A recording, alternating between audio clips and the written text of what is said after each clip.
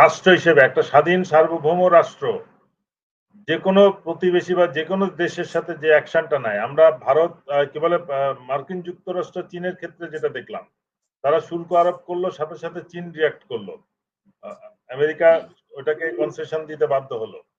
পাকিস্তান এবং সাথে ইন্ডিয়ার সাথে যুদ্ধ হলো, ইন্ডিয়া যে কটা মিসাইল মারলো তার থেকে বেশি মারলো, প্লেন মারলো, রিয়াকশন শো করলো। ইন্ডিয়া পাকিস্তান থেকে তাদের অ্যাম্বাসেডর ক্লোজ করলো, এম্বাসি টিম ক্লোজ করলো, পাকিস্তান সাথে সাথে ক্লোজ করে নিয়ে আসলো। এটাই কিন্তু স্বাভাবিক ডিপ্লোম্যাটিক নর্মস বলতে হবে। এটাই একটা দেশের স্বাধীন সার্বভৌম পররাষ্ট্র নীতির কি বলে ইমপ্লিমেন্টেশনের একটা প্রমাণ। আমরা সেটা মনে করছিলাম যে আমরা দেখাতে পারবো হাসিনার পালিয়ে যাওয়ার পর থেকে। এখন কিছুটা শুরু হলেও এখন কিন্তু আবার স্থমিত হয়ে গেছে। আমরা দেখছি যে আবার আগের অবস্থার দিকে আমরা গ্র্যাজুয়ালি ফেরত চলে যাচ্ছি, এবং সেটার প্রমাণ হচ্ছে যে এই যে যেটা ইন্ডিয়ান চ্যানেল, ইন্ডিয়া আমাদের চ্যানেল বন্ধ করলো, আমাদের ইম্পোর্ট বন্ধ করে দিল, তারপরে তাদের পোর্ট ব্যবহার, এয়ারপোর্ট ব্যবহার করা বন্ধ করলো। আমরা নেপাল ভুটানের সাথে আমাদের বিজনেস, ল্যান্ড বিজনেস হারালাম, কিন্তু ইন্ডিয়ার বিজনেস কিন্তু এখনো অনেকটা চলতেছে। আমরা দ্রুত সে ব্যাপারে সিদ্ধান্ত নিতে পারছি না, এটা আমাদের জন্য লজ্জার বিষয়, কোনো সন্দেহ নাই। একটা জিনিস আমি মনে করি যেটা ক্ল্যারিফাই হয়েছে, কর্নেল হাসিন বলছে 900 একর জমি একটা জঙ্গলের এলাকাকে ইয়ারমার্ক করা হয়েছিল, বাস্তবে ফেনী রিভারের আশেপাশে বা ওই এসইজেড এ কোনো জমি ইন্ডিয়াকে দেওয়া হয় নাই। বাট ভবিষ্যতে যাতে না দেওয়া হয়, এবং যে ভুলটা হয়ে গেছে, ফেনী ব্রিজটা মানে আমরা আমাদের গলায় রশি বেঁধে রশিটা ভারতের হাতে দিয়ে দিয়েছি, যে কোনো সময় তারা টান দিলে আমরা আটকে যাব। এটার পরিপ্রেক্ষিতে বৃহত্তর চট্টগ্রাম ডিভিশন যেটা বলে, মানে জেলা, সবগুলা জেলা, কতগুলো জেলা আমাদের, এবং সব থেকে বড় জিনিস হচ্ছে আমরা ডিপ সি পোর্ট করেছি, এবং চিটাগং পোর্ট, আমাদের সমস্ত কিছুকে আমরা এক বাস্কেটের মধ্যে দিয়েছি। আমাদের অন্যান্য যেটা ডেভেলপ করার সুযোগ ছিল, মংলা পোর্ট, ওটাকে ইমপ্রুভ করার যদি লিমিটেশন থাকে, পায়রাকে ডেভেলপ করার একটা সুযোগ ছিল, সেই কাজটা আমরা করছি না। এটা কিন্তু আঞ্চলিক যে আমাদের একটা আঞ্চলিকতার একটা দুর্বলতা আছে, সেটার কারণে যে চিটাগং এর লোক ব্যবসায়ী বেশি, তাদের জাহাজ বেশি, তাদের ইম্পোর্ট এক্সপোর্টের কাজ বেশি, সব ব্যবসা হচ্ছে চট্টগ্রাম কেন্দ্রিক। তারা পায়রাতে যে ব্যবসা করবে না, ওই জন্য পায়রা পোর্টকেও ডেভেলপ করতে দিবে না। পায়রা পোর্টকে ডেভেলপ করলে সব থেকে বড় জিনিস হচ্ছে, এখন এই ফেনী ব্রিজের পরিপ্রেক্ষিতে কোনো কারণে যদি চট্টগ্রাম বন্দর বা চট্টগ্রামের লাইন অফ কমিউনিকেশনটা কাট অফ হয়ে যায়, যে কোনো অবস্থাতে স্বল্প করে সময়ের জন্য হলেও, তখন যেন আমরা পায়রা পোর্টকে ইউজ করতে পারি। মংলা কিন্তু বড় জাহাজের জন্য মোটেও সুইটেবল না। এই জিনিসটা আমাদেরকে সিরিয়াসলি চিন্তা করে, আবার এটা যেন এটা না ভাবি যে পায়রা পোর্ট গেলে চট্টগ্রামের লোকের ব্যবসা অন্য লোকের হাতে চলে যাবে।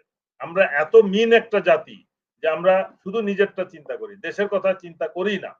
এই জিনিসটা আমরা এই চট্টগ্রামে, এই আরেকটা বিষয় যেটা আমি মনে করি জরুরি, আমরা এই যে সোনাদিয়াতে পোর্ট করতে দিলাম না, ডিপ সি পোর্ট, আমরা এটা মাতার বাড়িতে দিলাম, জাপানকে দিলাম। আমরা মনে করেছি যে হাসিনা সরকার এটা বিরাট একটা ব্যালেন্স করে দিয়েছে, চীনকে না দিয়ে জাপানকে দিয়েছে, ভারতকে খুশি করেছে।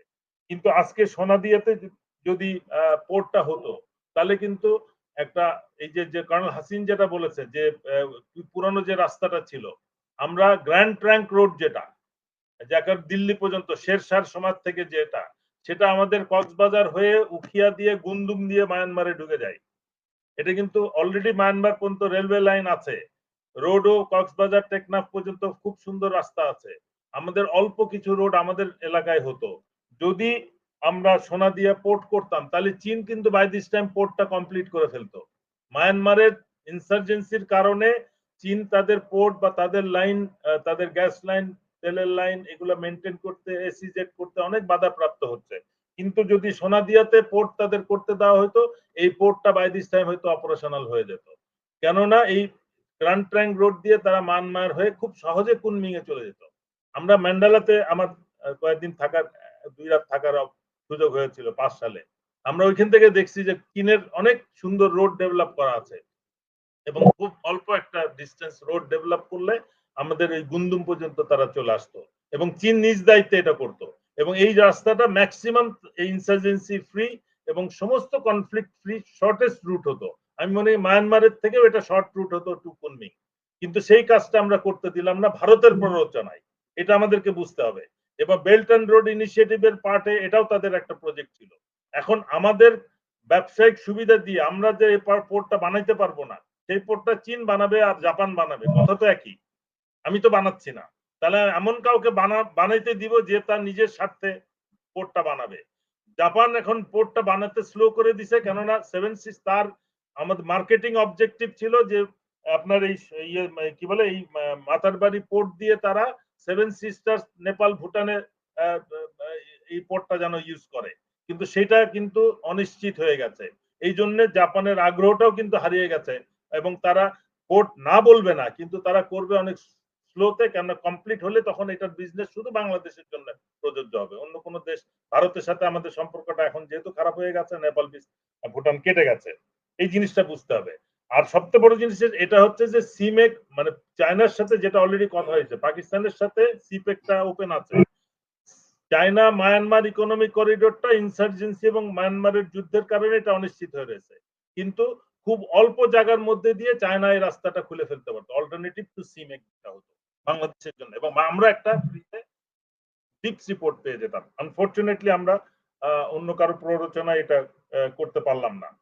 আর আমরা এই যে রবি ভাই যেটা বলছিলেন যে তেল সেভেন সিস্টার্স, আমার একটা সুযোগ হয়েছিল 7 সালে একটা হিসাব নেওয়ার, যে বাংলাদেশের সেই সময় অ্যানুয়াল কনজাম্পশন এডিবল অয়েলের ছিল 13 লক্ষ মেট্রিক টন অ্যানুয়াল, বাংলাদেশের হোম প্রোডাকশন ছিল 3 লাখ টন, তার মানে আমার 10 লাখ টন ইম্পোর্ট করতে হবে। বাট আমি পোর্টে কয়েকদিন থাকার অভিজ্ঞতাতে আমি 1 বছরের স্ট্যাটিস্টিক্স নিয়ে দেখলাম যে আমরা 26 লক্ষ টন এডিবল অয়েল প্রিভিয়াস ইয়ারে ইম্পোর্ট করেছি। আমি এই প্রশ্নটা তৎকালীন কমার্স অ্যাডভাইজার যিনি ছিলেন ওনাকে আমি লিখিত দিয়েছিলাম যে আমাকে একটু বলতে হবে যে এই 13 লক্ষ টন এডিবল অয়েল কোথায় গেল, আমরা তো এটা ডলার দিয়ে ইম্পোর্ট করে নিয়ে আসছি। যে বাংলা যেটা বলছে যে এটা সবকিছু স্মাগলিং এর মাধ্যমে যায়। আমরা এমন একটা জাতি, ভারতে দিল্লিতে পেঁয়াজ দাম বেড়ে গেলে কলকাতা এই বেনাপোল বোর্ডের পেঁয়াজের ট্রাক ওরা আটকায় দেয়। ওইখানে দক্ষিণে কোথাও চালের দাম 1 টাকা বাড়লে বেনাপোলে দেখবেন চালের ট্রাক তারা আটকায় দিবে, চাল পাঠানো যাবে না। কিন্তু আমরা বছরের পর বছর ডলার দিয়ে তেল কিনে এনে এডিবল অয়েল কিনে এনে স্মাগলিং করে আমরা সেভেন সিস্টারকে খাওয়ায় আসতেছি, এবং এরকম আরো অনেক ইম্পোর্টেড আইটেম আছে। আমি জানি না এটা, এবং সমস্ত কিছু কিন্তু আমাদের কনসার্ন যারা আছে, পোর্ট অথরিটি জানে, কাস্টমস জানে, গভর্নমেন্ট অফিসিয়ালস কনসার্ন সবাই জানে। আনফরচুনেটলি কেউ আজ পর্যন্ত এটা নিয়ে কোনো কথা বলে নাই, কোনো অ্যাকশনও নেয় নাই। এই জিনিসগুলো আমি মনে করি অবশ্যই আমাদের সিরিয়াসলি নিতে হবে, এবং ইন্ডিপেন্ডেন্ট ফরেন পলিসি এক্সারসাইজ অবশ্যই করতে হবে। এবং সেটার প্রমাণ হচ্ছে যে তোমরা আমার অ্যাম্বাসেডারকে অ্যাকসেপ্ট করো নাই, অ্যাটলিস্ট হাই কমিশনারকে যদি না ফেরত পাঠাই, আমি তার নেক্সট যে একটা প্রমাণিত সিআইএ রয়্যাল এজেন্ট এখানে আছে তারে আমি ফেরত পাঠাবো। তুমি 50টা চ্যানেল দিছো, আমি অ্যাটলিস্ট 20টা চ্যানেল আমি কাটবো, ইনস্ট্যান্টলি আমি 20টা কেটে দিব। উনি 3টা ইউটিউব কাটবে, আমি 3টা ইউটিউব কেটে দিব। এটাই হবে একটা স্বাধীন দেশের স্বাধীনতা সার্বভৌমত্বের প্রমাণ। কিন্তু আমরা সেই ক্ষমতাটা আবার আগের মতো হারিয়ে ফেলতেছি, এটা আমাদের জন্য একটা দুঃখজনক বিষয়। আমি মনে করি এটা সবাইকে, জনগণকে এই বিষয়টাকে ইয়ে করতে হবে। এবং আস্তে আস্তে আমরা দেখছি, আজকে আমরা আরেকটা বিষয় আলাপ করা জরুরি মনে করছি। আমরা আজকে বিরাট একটা অনুষ্ঠান দেখলাম ইয়েতে প্রেস ক্লাবে, যে অল্প কয়জন অবসরপ্রাপ্ত বা ওই যে বহিষ্কৃত বা শাস্তিপ্রাপ্ত সৈনিককে নিয়ে বিরাট একটা সেনাবাহিনী তার সমস্ত শক্তি দিয়ে প্রেস ক্লাবের ভিতরে একটা, আমার হিসাবে একটা নাটক করলো। এই ক্ষমতাটা যদি গত 10 মাসে সেনাবাহিনী অন্যান্য বিশৃঙ্খলা দূর করতে ব্যবহার করত, তাহলে কিন্তু সম্পূর্ণ আইন শৃঙ্খলা পরিস্থিতি সরকারের কন্ট্রোলে থাকতো। আজকে কয়েকটা ফ্যামিলি আমার কাছে ভিডিওটা রয়েছে, ওই মাঠের মধ্যে শুয়ে রয়েছে, 50 জনও হবে না। তার জন্য মিনিমাম মানে 1000-2000 সৈনিক ছিল, গাড়ি ঘোড়া এপিসি কি বলে যে ওয়াটার ক্যানন সবকিছু ছিল, পুলিশ আর্মি একেবারে পুরা ইয়ে নিয়েছিল। ওরা কিন্তু নিরস্ত্র পরিবার নিয়ে ওখানে যে শুয়েছিল। এই জিনিসগুলো আমাদের বুঝতে হবে যে প্রত্যেকটার একটা কারণ আছে। এটাকে ব্যবহার হচ্ছে তাদের দাবি দেওয়া, তাদের দাবি দেওয়া যদি সত্যি হয় বা মিথ্যা হয়, আমি তাদের দরখাস্ত নিয়ে আবার পাবলিকলি বিচার করব, বলবো যে তোমারটা গ্রহণযোগ্য না। কিন্তু তাদের অপপ্রচার করা, সোশ্যাল মিডিয়াতে বলা যে বরখাস্ত, বারবার আমি টিভিতে বলতেছে একজন অমুক অপরাধে তাকে বাইর করা হয়েছে, বাট আমাদের হিসাবে আছে যে অনেক কাল্পনিক অপরাধ দিয়ে মানে সরকার বিরোধী অফিসারদেরকে সৈনিককে বের করা হয়েছে গত 16 বছরে। পুরো জিনিসটাকে তারা এখন ইয়ে করে বাতিল করে দিচ্ছে এই সৈনিকগুলোকে দিয়ে। আমার ধারণা যে কিছু ডিসিপ্লিনকে সত্যিকার ক্রিমিনাল অফিসারকে বেছে তাদেরকে দিয়ে অ্যাপ্লিকেশন এবং আন্দোলন করাচ্ছে পুরো জিনিসটাকে নষ্ট করার জন্য। যারা জেনুইনলি আওয়ামী লীগের দ্বারা ক্ষতিগ্রস্ত হয়েছে তাদের দাবি এবং আন্দোলনকে নষ্ট করার জন্য একটা নাটক রচনা হচ্ছে এবং সেটা আজকে মঞ্চস্থ হয়েছে প্রেস ক্লাবের মধ্যে। সেনাবাহিনীর আমি মনে করি ওইখানে যাওয়ার প্রয়োজনই ছিল না, পুলিশ দিয়ে তারা ম্যানেজ করতে পারতো, এটা হোম মিনিস্ট্রির কাজ। সেনাবাহিনী এতদিন তার ম্যাজিস্ট্রেসি পাওয়ার শো করে নাই কেন? আজকে প্রেস ক্লাবের মধ্যে আমি তো গত 16 বছরে প্রেস ক্লাবের ভিতরে এইভাবে পুলিশের কোন গাড়ি ঘোড়া সৈনিক করে ঢাল তলোয়ার নিয়ে ঢুকতে দেখি নাই, কিন্তু আজকে আমরা সেনাবাহিনীকে ঢুকতে দেখলাম। ঘন্টার পর ঘন্টা আলাপ চলতেছে, সম্পূর্ণ একটা নাটক। এই জিনিসটা আমাদের বন্ধ করতে হবে।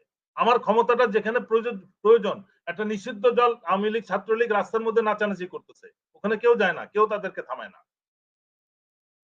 আর প্রেস ক্লাবের মধ্যে যারা মাটির মধ্যে শুয়ে রয়েছে তাদের ঘিরে রয়েছে এবং সমস্ত টিভি মিডিয়া সেটা প্রচার করতেছে এবং তাদের দেওয়া স্ক্রিপ্ট পড়তেছে, বারবার রিপিট করছে। What is going on? আমরা বুঝতে পারছি না কি হচ্ছে। এবং এদেরকে বলতেছে যে এদেরকে পিছন থেকে নেতৃত্ব দিচ্ছে ব্রিগেডিয়ার হাসান নাসির এবং তাদের দল।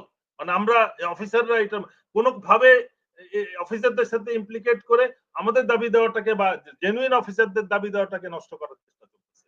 এই ষড়যন্ত্র আমি মনে করি জনগণকে বোঝা উচিত, যেটার সাথে অফিসাররা যখন আন্দোলন করে তখন সাথে সৈনিকদের নেয় না। অফিসে আমি আন্দোলন করে সৈনিক আমি যখন দাবি পূরণ করব সেই দাবিটা অবশ্যই সৈনিকের দাবিও হবে। আমি আমার নিজের জন্য দাবি পূরণ করতে যাইনি, আমার জন্য 3টা হলে ওটার মধ্যে আরো 3টা সৈনিকের দাবি রয়েছে, সেটাও পূরণ হচ্ছে। কিন্তু তারা এই আমাদের আন্দোলনটাকে নষ্ট করার জন্য, দাবিটাকে নষ্ট করার জন্য একটা কিছু মানে ইয়েতে ইল ডিসিপ্লিন সৈনিকদের দিয়ে দরখাস্ত করে একটা নাটক আজকে দেখালো এবং সব পুরো জাতি আজকে দেখলো এবং আগামী কয়দিন ধরে এটা নিয়ে সোশ্যাল মিডিয়াতে আলাপ চলবে আসলে। ধন্যবাদ।